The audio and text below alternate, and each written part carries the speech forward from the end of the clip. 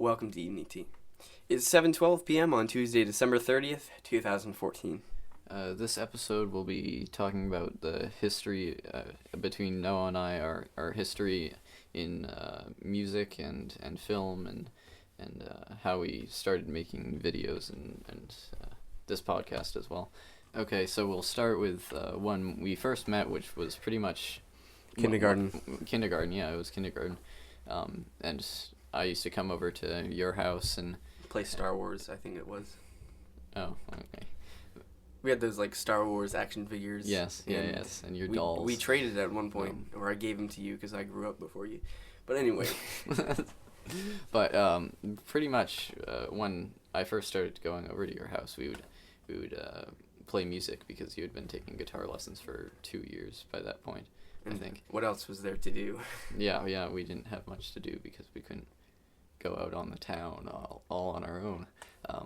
But I hadn't been taking any music lessons at that point, so I would take the maracas that you had and hit them against the floor or some percussion thing while I played guitar. Yeah, and you obviously hadn't expanded your repertoire as much as, or it wasn't nearly as big as it was, or as it is now, because you'd only been playing for a short amount of time. So we played Smoke on the Water and many times in a row. And Walk Don't Run, if you learned that at that point. We also created and songs. We tried to make our own songs too. Yeah, that's right. Usually it began by me saying, "Let's make a song." And we had no idea. Neither of us had like really ever tried to write a song with words or complex or even simple chord patterns. Really, I had no idea what to do. All I did at that point was help with words because I didn't know anything about chords really or guitar, and I still don't really know that much. But our first was I can be anything I want to be. When I think I created the song. Yes, yeah, you did. And then we spent a lot of time thinking of careers and professions that rhymed with each other. So I think it's I can be anything I want to be. Yes. And then it was I can be a rock star in Hollywood. I think so. Even though that's more of and like I can be a fisherman in Boston. No, Maine. In a Maine, pilot in Boston. But the locations were sort of arbitrary, and it was mostly a song about just listing careers that exist. It wasn't really anything that was that important to us. It was.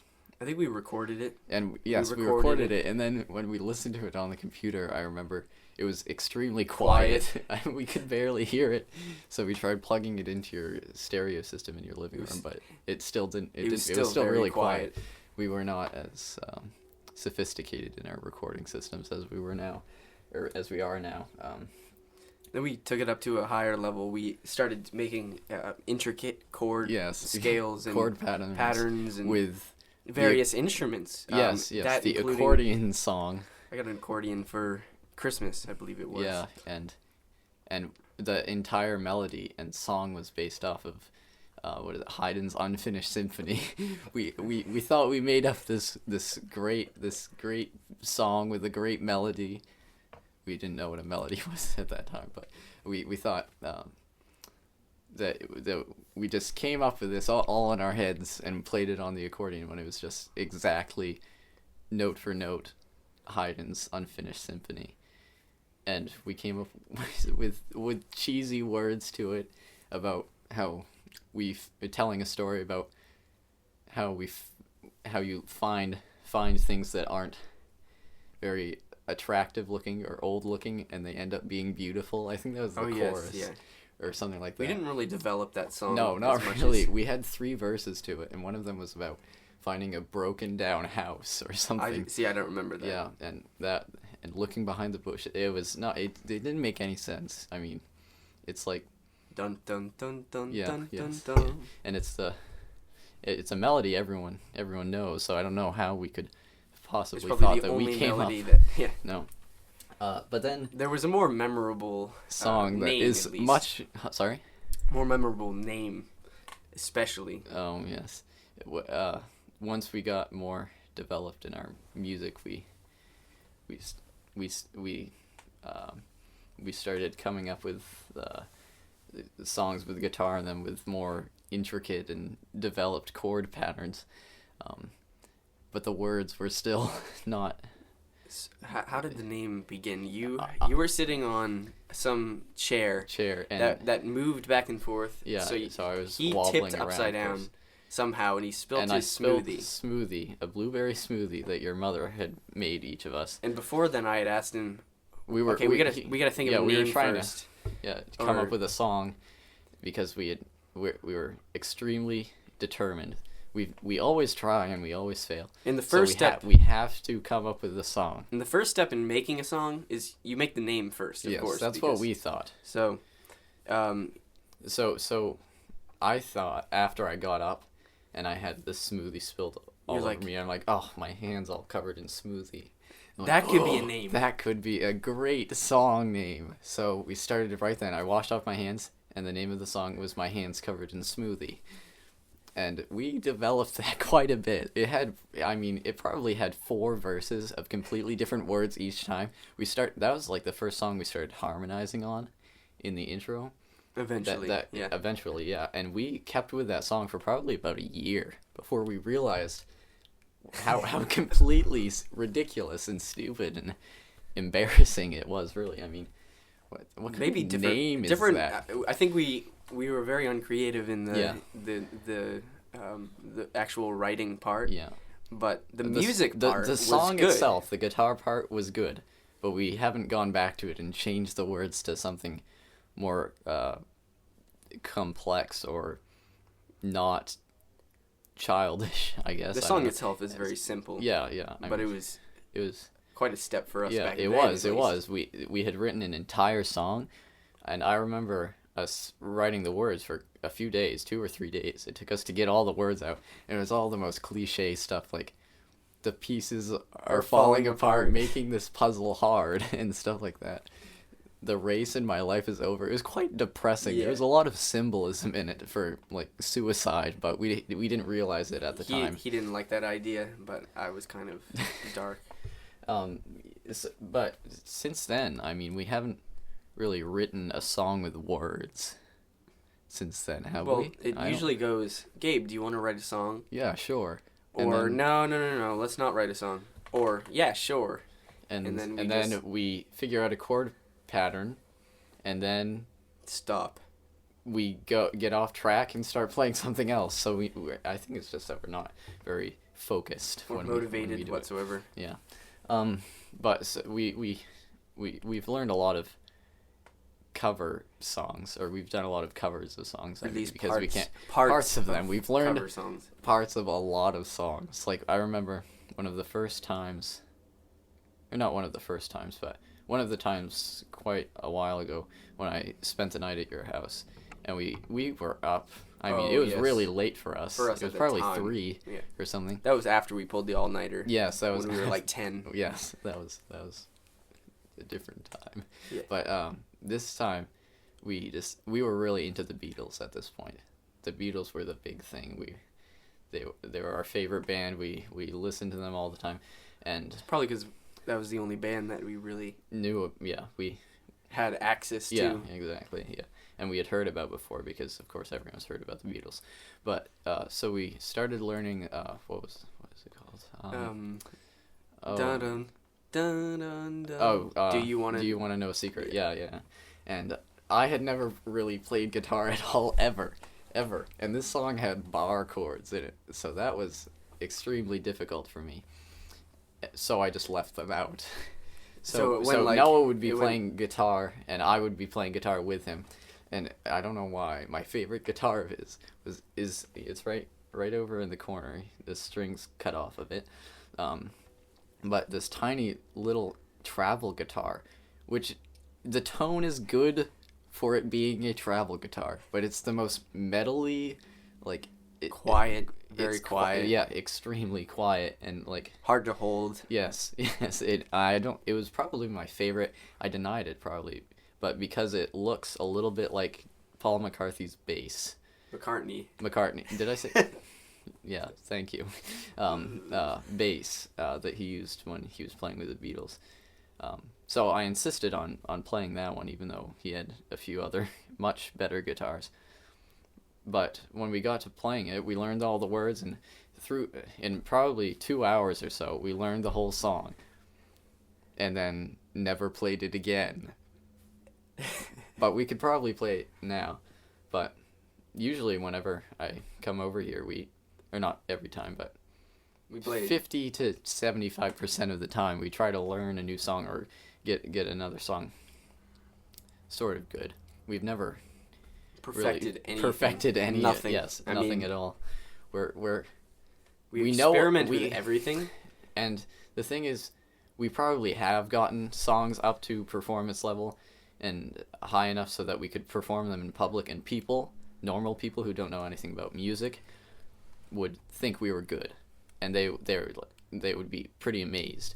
But to us, who are both perfectionists, especially about music, we've never gotten anything that's good enough to perform to our level, to the level we want it to be. And we're sure we know we could, but we're not very focused. I think that's the biggest thing, and that's another thing. And just not being focused, that's really stopped us from performing anywhere, because we could learn 15 songs, not even 10 songs. And if we learn 10 songs on guitar and something else, like mandolin or something, I could play mandolin, we could just go down to the folk festival, which is something we've talked about for a long time, and play songs and sing songs or whatever. But we're just not very motivated. But one of the songs that we really have, one of the very few songs that we have gotten fairly good, is somewhere over the rainbow. But that was I remember we really started doing a lot with that. After I went to the ukulele class with you. Again. I got a uke. My mom went to Hawaii. Yeah. And I brought that back. Yeah, and we went to a ukulele class taught somewhere. We went with my grandmother, with his grandmother and his mother, and I went, and he did, and I learned a little bit of ukulele, and that one of the songs that you knew was Somewhere Over the Rainbow. And so we... The simplest chord progression. Yes, that's in C, about minor, 1,000 A minor, other songs. F, yeah. So we started a little bit later. It was a little while before we started developing that, but we started singing it and coming up with harmonies, and eventually one of our good friends, Zach Alley, who's a good singer, he's a pretty good singer. So we invited him because we thought it'd be interesting to do a trio, like sort of a cappella with ukulele, but with no big instrument, just background. A lot of harmonizing. Yeah, so we spent probably the whole afternoon, going through every single note, every single syllable of each word, and figuring out exactly what notes in the chord we should sing, making sure none of us repeated or were singing the same note at the same time. It took us a long time. It sounded really good. It sounded really good, and we were amazed by it because we never thought we could get anything to sound even close to that good. And and most of us were just mediocre singers. Yeah, actually, you and I are not amazing singers. But we're not. Well, we're not bad. We bad. know we're probably if better we than know most that we're people. bad when we're off. Yeah, we have good ears, so we at least know we're not good. But we spend a lot of time with that, and without practicing it, because we sort of ingrained it into our brains exactly what notes we had because we sang it so many times. We could probably not sing it for 2 years and then go back and we could sing probably it. sing it right now. Yeah, we could sing it right now. It wouldn't sound good. It would but it would. It's something we can always play if we need to. But that's Somewhere Over the Rainbow was something that really started us getting into singing with groups. Like we tried to start another. Was it 2 years later, or just probably a year later, when we started the most recent group with Robert? Almost 2 years, I think. Really, it's been. one of the reasons we wanted to start a group of 5 people was because we thought it would be really interesting with that many harmonies, and 3 of us would be able to play instruments if we wanted to do that, and at least 2 of us were very good singers. Robert Brangwin, who had gone to the Jazz All States, I think, the year before. We knew he was really good. We knew Zach was good. We'd never heard Reggie Coleman sing, but he wasn't good. Bad. He wasn't bad. No, he was better than that, but he was at least as good as we are. Yeah, as good as. Yeah. And he knows when he's off. Yeah, he's a great musician. In general. His main instrument, believe it or not, is the drums. So the least pitch oriented instrument. But that was really interesting. We haven't really gone far with that, but hopefully we'll be, because it was fun being able to have full chords of having a bass and having like a 7th or whatever we needed in there. A little bit after we started music, Noah was always into photography, and because his father's a professional photographer. I had always been making videos. And he used to make Crazy Monkey. Oh God, that's the best. Was a video featuring me and a monkey. Your stuffed monkey. You have to. And it's one of my favorite videos ever. You can find it on YouTube probably if you. The monkey. If you want to. Spoiler alert: the monkey kills me. Yes. I die, and. You were probably 11. You think? Maybe young. Yeah, 11. Yeah, 11 or so when you made that, and that was I was amazed by it. I was at that time. I still am. It's really a funny video. So we started making videos together. It was more Noah independently before I started coming in. Like what did you do? The Lost K9. That was good. Yes, featuring my dog. Yes. And Cody Coaches. Yeah. Which was a former friend who came over and pretty much babysat me. Yes. When I was young, and eventually I needed more actors. And that was your first big use of a green screen, which we have. It was a cloth, a big green cloth, and you could never get the light right, so there was always a fold. Yeah. So that kind of expanded our realm into different sets. Yeah. So we could be in Paris, France, if we wanted to be, or an airport. I've never been a big fan of green screens because they're usually fake looking. They usually do not look real, even in professional films. But we just recently did a film. It was called. It was for texting and driving. It was a campaign. Public service announcement that we made, and it was. The plot was fairly simple. Texting and driving. It's a teenager, me, getting into a car and driving while texting, and we used a green screen for that because. Well, actually, we didn't. Drive. We didn't. We didn't actually use a. We didn't use a green screen. I had to go through each frame and cut out the windows of the car and place in a moving picture. Yeah. And you can check out our video on our channel, Modern Film Art, but on YouTube. Yeah. And that looked realer than I thought it would, and it turned out really well. I thought. A lot of people would probably believe that it was real. Yeah. Unless you. We shouldn't be telling them this, how to figure out how it looks fake, but unless you look really closely, it looks pretty good. Yeah. And that public service announcement was quite fun. It was very successful too. Yeah, it was quite successful for me for and us. Yeah. It went on the news, kind of. Yeah. It was mentioned on the news, yeah. And his name actually ended up becoming the creator of the film, even though he was the actor. The actor, yeah. And it was showed in front of the school. Yeah. And at the Bangor Mall Cinema. Oh yes, yeah. Yeah, that's the biggest we've ever gotten. It was a commercial. Yeah, at the beginning. Yeah, that they played every few movies. And usually, if you notice, in our films, there is not much of a plot line, and that's because generally, what we do with our short films that are like 2 or 3 minutes long, we just say, "Oh, let's make a movie," and then we go to the place where we're going to film with no idea of what the plot will be. And then we'll start filming. And then we'll from there the plot will develop. So it's not that we're bad at making films, it's that we're bad at writing films. We're bad at writing. Which So if you want to be our writer, yes, go. We're definitely open for any ideas. Yes, pretty much. Send us on. Yeah. So that's sort of what happened with The Legend of Jasper Dan. It's not. It was definitely a good really storyline and good writing. Really good plot. And the filming was okay. It was pretty good. But we could have taken it to another level. Yeah, we could have.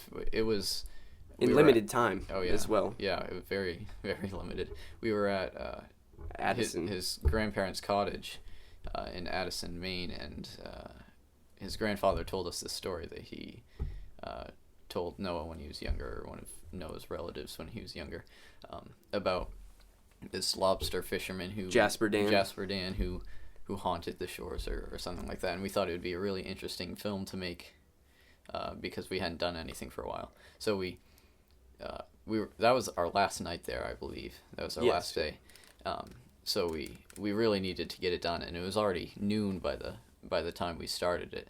So we rushed and sort of thought about what we were going to do as we went along.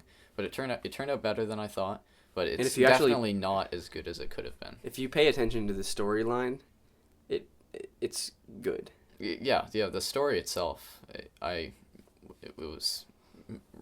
could redo it potentially, and next time we go down, and we go down to Addison every year. His grandparents, just to tell you, aren't actors. They're not professional actors. But none of the people that we ask are professional actors. And it was pretty amazing, I thought, how well they did, because his grandfather just told the story, and he was nervous that he would do badly, but it was pretty amazing, I thought. So we don't have professional actors now, but... And we probably will never, because we don't want to pay money. Or at least us. I mean, we probably won't keep this production company forever. Not forever, but for a few more years, hopefully. So for a little while, we've been writing a script for the film of a book, the film version of a book. One of our good friends wrote the Peruvian Exposition. Andy Sandweiss. You can buy it on Amazon. Yeah, Peruvian Exposition. Yeah, it was a great book. I helped in its publishing, and we thought that the plot line would be really fun to make, and extremely complex, and would require a lot of time. So we've been working on the script for 5 months.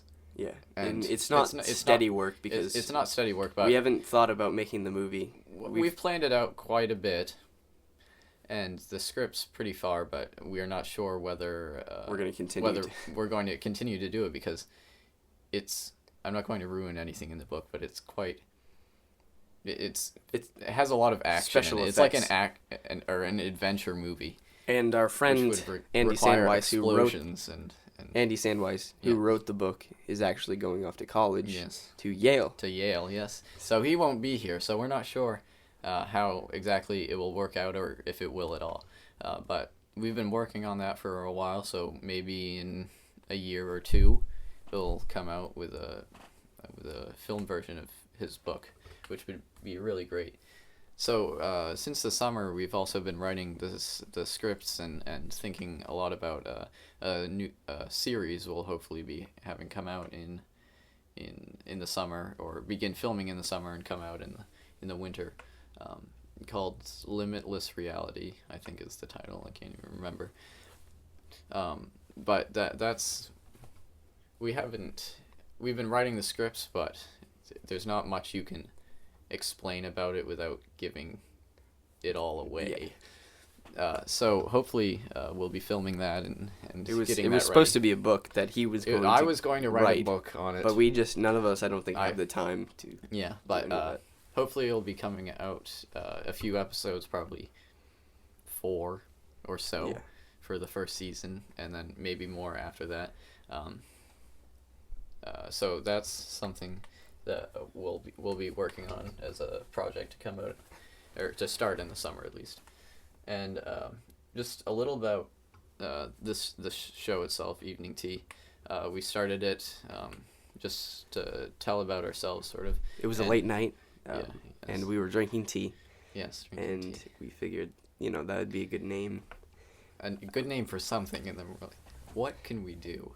Because we knew we couldn't make a movie like that because we don't make movies. We don't make movies. But we talk a lot. We know that. We talk a lot. And we've always wondered what it would be like to have a show of our conversations. Obviously, this is a little bit more censored. Yeah. Not censored. Not censored, but it's with any radio show this happens, that when two people are having a conversation, it's not what it would be if there wasn't a recording system or device with them. So hopefully we'll get into some less limited conversations, I guess. Some limitless reality conversations.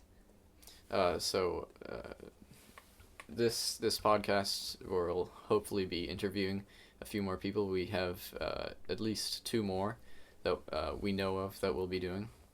And those hopefully will have at least 1 come out each week, 1 or 2 maybe. And we thought it would be a good way to spread the knowledge of modern film art productions and get a few more people involved with us and watch our videos. Thank you for listening to Evening Tea. Now we'll be playing Summer Over the Rainbow by Israel Kamakawiwo'ole.